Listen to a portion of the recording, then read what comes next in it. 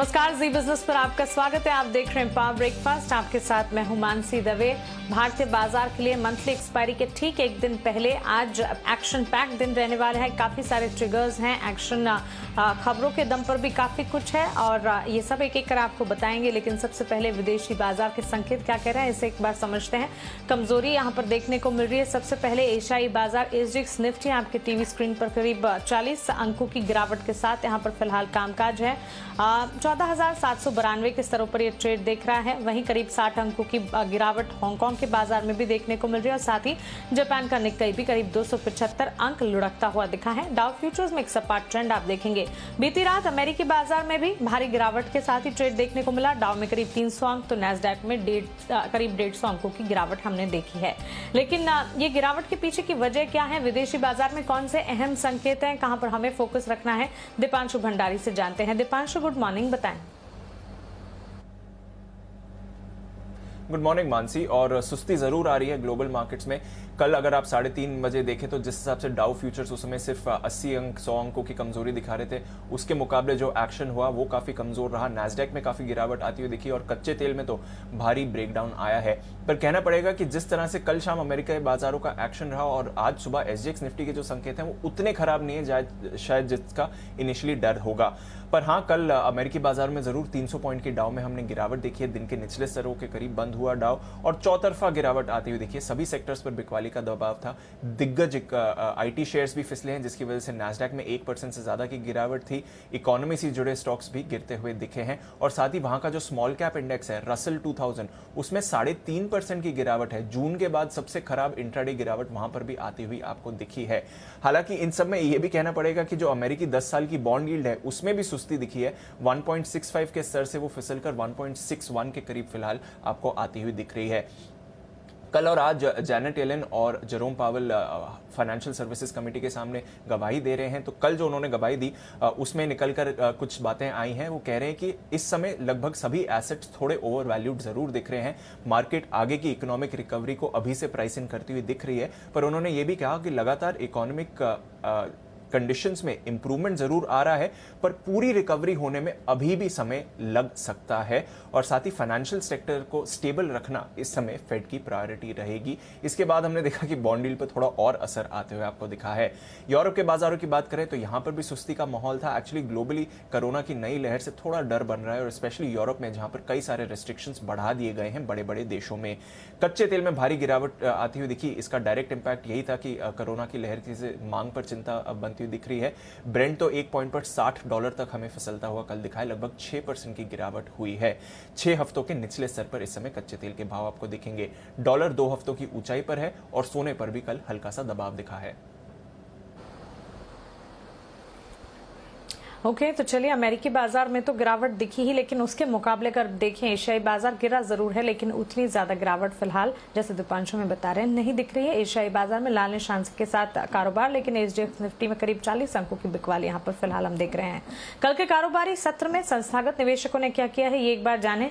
Cash market में FIIs ने करीब 108 करोड़ की बिकवाली की है। वायदा बाजार में एफआईआईज की तरफ से 751 करोड़ की खरीदारी है। वहीं कैश मार्केट में डीआईएस 530 करोड़ की बिकवाली कर रहे हैं। तो क्लियरली कैश मार्केट में दोनों ही एफआईआईज और डीआईएस की बिकवाली है। वायदा बाजार में एफआईआईज 751 करोड़ की खरीदारी कर रहे हैं। ये तमाम संकेतों को देखते हुए भारतीय बाजार पर आपकी रणनीति क्या होनी चाहिए, ये जान लेते हैं, स्ट्रैटेजी समझते हैं जी बिजनेस के मैनेजिंग एडिटर अनिल सिंघवी से।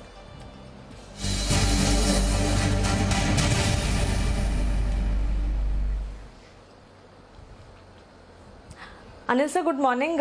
अमेरिकी बाजार बुरी तरह से टूटे, लेकिन एशियाई बाजार इतने डर नहीं रहे हैं जो गिरावट अमेरिकी बाजार की हमने देखी। क्या भारतीय बाजार में भी ऐसा ट्रेंड दिखेगा? आज के लिए पहली रणनीति क्या समझी जाए?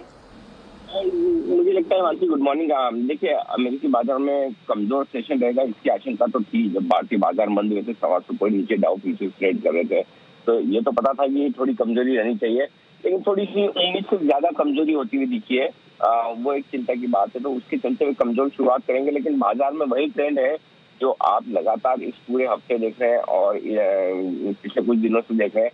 दोनों तरफ का ट्रेंड, कमजोर शुरुआत होगी तो निचले स्तर से रिकवरी भी आएगी और मजबूत शुरुआत के बाद ऊपरी स्तरों से मुनाफा वसूली भी। अच्छी से अच्छी खबर पर भी मुनाफा वसूली आ रही है, तो कमजोर से खराब खबर पर भी रिकवरी, और वही ट्रेंड आपका रहेगा आज भी।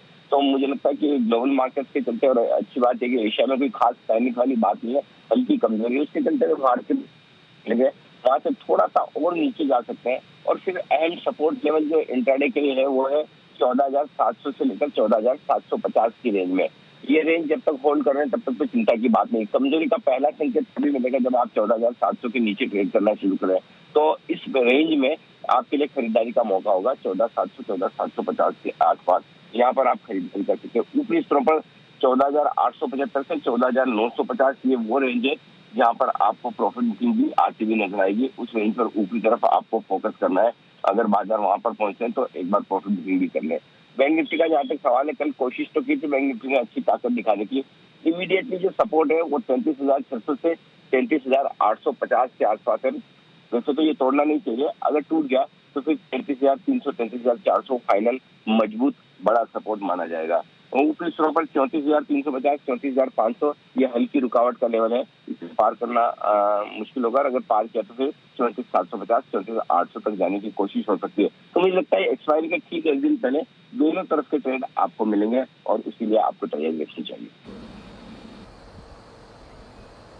बिल्कुल अनिल सर, शुक्रिया ये जानकारी और स्ट्रैटेजी बताने के लिए। तो क्लियरली दोनों तरफ के ट्रेड मिलते हुए दिखेंगे। बाजार में सतर्क जरूर रहिए, हर स्ट्रैटेजी हर लेवल को ध्यान से सुनिएगा। पहली स्ट्रैटेजी 14,700 से 14,750 निफ्टी के लिए मजबूत सपोर्ट, 14,875 से 14,950 इसके लिए ऊपरी रेंज होगी। बैंक निफ्टी 33,600 से 33,850 इसे सपोर्ट के तौर पर मानकर चले। वहीं 34,350 से 34,500 बैंक निफ्टी के लिए ऊपरी रेंज होगी। लेकिन चलिए अब एक एक्सक्लूसिव खबर का रुख करते हैं। एमएमटीसी के लिए बड़ी खबर जानने के लिए चलते हैं हमारी एग्जीक्यूटिव एडिटर स्वाति खंडेलवाल के पास। स्वाति, गुड मॉर्निंग, बताएं। Good morning. डिसइन्वेस्टमेंट से जुड़ी हुई खबर है और आपने सही कहा, एमएमटीसी के लिए बहुत ही बड़ी खबर है क्योंकि सरकार इसी महीने यानी मार्च 31 से पहले एनआईएनएल का विनिवेश दूसरे चरण में पहुंचाने का भरोसा रख रही है। जहां तक एक्सप्रेशन ऑफ इंटरेस्ट की बात है वो 29 मार्च तक के जो थे अब वो आगे नहीं बढ़ाए जाएंगे, यानी एक्सप्रेशन ऑफ इंटरेस्ट की डेट 29 ही रखी जाएगी और उसके बाद जो बाकी प्रोसेस है वो कंप्लीट किया जाएगा।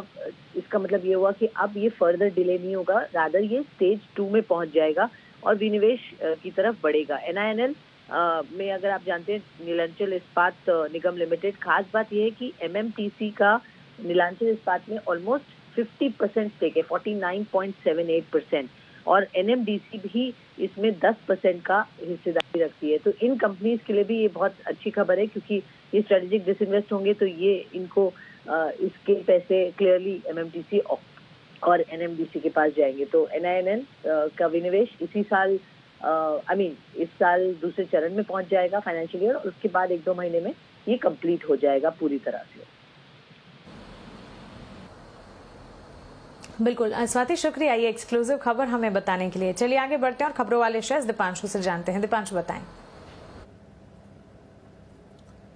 आईपीओ मार्केट में आज फिर से गर्म एक्शन होने वाला है। सबसे पहले तो लिस्टिंग है अनुपम रसायन की। इशू प्राइस 555 रुपए पर शेयर का है। 45 गुना से ज्यादा ये इशू भरा था। नजारा टेक्नोलॉजीज सबसे अवेटेड आईपीओ था। आज इसका शेयर अलॉटमेंट होगा तो सबके लिए गुड लक। प्रभात डेयरी आज से डी लिस्टिंग प्रक्रिया शुरू होगी, 31 तारीख तक खुली रहेगी। 63.7 का फ्लोर प्राइस है। ग्रासिम कर्ज के जरिए फंड जुटाने पर आज बोर्ड बैठक है और साथ ही एफिल इंडिया की ईजीएम है, फंड जुटाने पर शेयरधारकों के से मंजूरी लेंगे। बारबेक्यू नेशन, इसका आईपीओ आज खुल रहा है, 26 तारीख तक खुला रहेगा। 498 से 500 रुपीज पर शेयर का प्राइस बैंड है। लगभग 453 करोड़ रुपए जुटाने की योजना है, जिसमें से 180 करोड़ रुपए का फ्रेश इशू भी होगा। 273 करोड़ का ऑफर फॉर सेल है।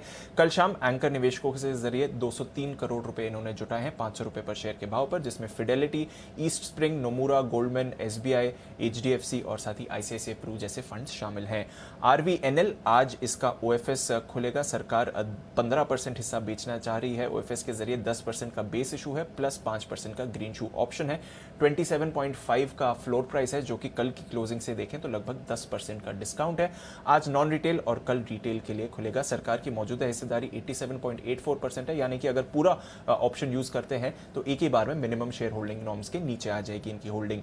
हीरो मोटो 1 तारीख से ये भी दाम बढ़ाने वाले हैं। मोटरसाइकिल और स्कूटर्स दोनों के 2,500 रुपए तक की बढ़ोतरी करेगी कंपनी। साथ ही इन्होंने एक नया स्कूटर लॉन्च किया है डेस्टिनी 125 प्लैटिनम, जिसकी कीमत दिल्ली में 72,000 रुपए निकल कर आती है। एयरलाइन स्टॉक्स फोकस में रहेंगे। जो इंटरनेशनल फ्लाइट्स पर रेस्ट्रिक्शंस हैं वो 30 अप्रैल तक बढ़ा दिए गए हैं डीजीसीए के ऑर्डर पर। रोजारी बायोटेक, इनकी बोर्ड मीटिंग हुई थी। प्रेफरेंशियल अलॉटमेंट के जरिए 300 करोड़ रुपए जुटाने की योजना है। 30 लाख शेयर्स 996 पर शेयर के दाम पर अलॉट किए जाएंगे, जो कि अगर आप कल की क्लोजिंग से देखें तो भारी डिस्काउंट पर है। 17 अप्रैल को ईजीएम है। इंडीग्रिड ट्रस्ट 6 से 13 अप्रैल के बीच माफ कीजिएगा, राइट्स इशू खुलेगा 110 रुपए पर शेयर के भाव पर, और एंटाइटलमेंट रेशियो इसका 1:5 है। रिकॉर्ड डेट 30 मार्च की होगी। आईएफसीआई सरकार को 200 करोड़ के शेयर्स जारी करेंगे प्रेफरेंशियल अलॉटमेंट के जरिए। 22 अप्रैल को ईजीएम होगी। और फाइनली दालमिया भारत, इसमें दालमिया सीमेंट, दालमिया भारत और उनकी तमाम सब्सिडरी में की बैठक में एक फैसला हुआ है। दालमिया डीएसपी का दालमिया सीमेंट के साथ मर्जर को मंजूरी मिल गई है और पेपर और सॉल्वेंट कारोबार को डीमर्ज करने की मंजूरी मिल गई है। तो थोड़ा रिस्ट्रक्चरिंग हुआ है दालमिया भारत में। बिल्कुल दीपांशु, शुक्रिया ये खबरों वाले शेयर्स हमें बताने के लिए। चलिए अब आज के लिए इंपॉर्टेंट ट्रेडिंग कॉल्स आपको बताते हैं। चॉइस ब्रोकिंग की राय ग्लेनमार्क पर है, यहाँ पर खरीदारी के राय इनकी तरफ से आती हुई 482 के टारगेट्स को ध्यान में रखें। 455 का एक स्टॉप लॉस लगाइएगा। वहीं आनंद राठी सिक्योरिटीज एल&टी पर खरीदारी की राय दे रहे हैं। 1450 के टारगेट्स को ध्यान में रखें। 1370 का स्टॉप लॉस लगाना होगा। सेंटम ब्रोकिंग की राय नेस्ले पर है, यहाँ पर खरीदारी का मन बनाया जा सकता है। साथ ही आईसीआईसीआई प्रूडेंशियल पर भी ये बुलिश है। नेस्ले 17,200 के टारगेट्स को ध्यान में रखा जाए। 16,400 का एक स्टॉप लॉस लगाएं। आईसीआईसीआई प्रूडेंशियल 460 के टारगेट्स को मानकर चलें। 429 का स्टॉप लॉस आपको यहां पर लगाना होगा। चलिए अब हमारे साथ ग्लोब कैपिटल मार्केट्स के वीपी रिसर्च हिमांशु गुप्ता जुड़ गए हैं, उनसे बातचीत करते हैं। हिमांशु जी, गुड मॉर्निंग, स्वागत है आपका जी बिजनेस पर। इंडेक्स पर आपका नजरिया, साथ ही आज के लिए आपके रिकमेंडेशन हम जानना चाहेंगे। गुड मॉर्निंग मानसी जी। देखिए, मुझे लगता है कि इंडियन मार्केट कल एक अच्छे स्ट्रॉन्ग नोट पर बंद हुए थे, लेकिन थोड़ा सा वीक ग्लोबल क्यूज और जिस तरह से कोरोना को लेकर कंसर्न्स हैं, तो थोड़ी सी यहाँ पर माइल्ड ओपनिंग देखने को मिल सकती है। लेकिन इंपॉर्टेंट बात मानते जी ये है कि पिछले 2 सेशन में जिस तरह से निफ्टी और बैंक निफ्टी में लोअर लेवल्स पर सपोर्ट बनता हुआ नजर आया है, पुट राइटर्स जो है वो ऊपर की तरफ स्ट्राइक्स में राइटिंग करते हुए नजर आए हैं। मुझे लगता है कि वीक ओपनिंग के बाद एक बार बाजार अटेम्प्ट कर सकता है अच्छी रिकवरी दिखाने का। इस कंडीशन में मुझे लगता है कि निफ्टी में 14,750, 14,740 ये जोन है जहां पर एक बार खरीदारी की जा सकती है। 14,680 के नीचे का एक स्टॉप लॉस मेंटेन किया जा सकता है और 14,850, 14,900 तक जाने के निफ्टी अटेम्प्ट कर सकता है, जहां पर एक बार प्रॉफिट बुकिंग की जा सकती है। सिमिलरली निफ्टी बैंक में भी मुझे ऐसा लगता है कि हालांकि 34,500 के ऊपर सस्टेनेबल जैसे ही ये टिकेगा उसके बाद ही बड़ी तेजी देखने को मिलेगी, लेकिन यहाँ पर भी जिस तरह से लोअर लेवल्स 2 दिनों से निफ्टी बैंक ने रिस्पेक्ट किए हैं, मुझे लगता है कि यहाँ पर भी इनिशियल गिरावट पर एक बार खरीदारी देखने को मिल सकती है और 34,200, 34,100 इस रेंज में शुरुआती कारोबार में खरीदारी करके चलें। 34,000 के नीचे का एक छोटा सा स्टॉप लॉस मेंटेन किया जा सकता है और 34,400, 34,500 तक की तेजी के लिए एक कैचअप प्ले किया जा सकता है। सेक्टर स्पेसिफिक मेरा ऐसा मानना है कि इंफ्रास्ट्रक्चर से रिलेटेड स्टॉक्स, सीमेंट स्टॉक्स और फार्मा स्टॉक्स, इनमें एक अच्छी तेजी बनते हुए नजर आ सकती है। आईटी में थोड़ा सा प्रॉफिट बुकिंग होते हुए देखने को मिल सकता है। और मेरी तरफ से जो एक रिकमेंडेशन रहेगा, जो मुझे स्टॉक पसंद है, वो है बंधन बैंक। कल यहाँ पर एक काफी लंबी कंसोलिडेशन के बाद एक ब्रेकआउट देखने को मिला एक रेंज से, और मुझे लगता है कि जिस तरह से F&O में डेरिवेटिव्स में पोजीशनिंग बनी हुई है, जो टेक्निकल सेटअप है, यहाँ पर अच्छी तेजी बनते हुए नजर आ सकती है। तो बंधन बैंक में खरीदारी की राय है। इंट्राडे में 370, 372 तक के टारगेट देखने को मिल सकते हैं। 360 के नीचे का एक इंट्राडे में स्टॉप लॉस मेंटेन किया जा सकता है। मानते कमोडिटी बाजार के अपडेट्स के लिए हमने आनंद राठी के एनालिस्ट जिगर त्रिवेदी से बातचीत की। उनकी रिकमेंडेशन गोल्ड पर यहाँ पर बिकवाली की राय 44,600 के टारगेट्स को ध्यान में रखें। 44,900 का स्टॉप लॉस लगाएं। कच्चे तेल पर 4,150 के टारगेट्स को ध्यान में रखते हुए बिकवाली की जिगर 4,300 का स्टॉप लॉस लगाना होगा। साथ ही कॉपर पर भी बिकवाली की राय, जिगर का मानना है 661 के टारगेट्स को देखने को मिल सकते हैं। 670 का एक स्टॉप लॉस आपको लगाना होगा। तो क्लियरली गोल्ड, क्रूड और कॉपर में बिकवाली की रणनीति एक्सपर्ट की तरफ से।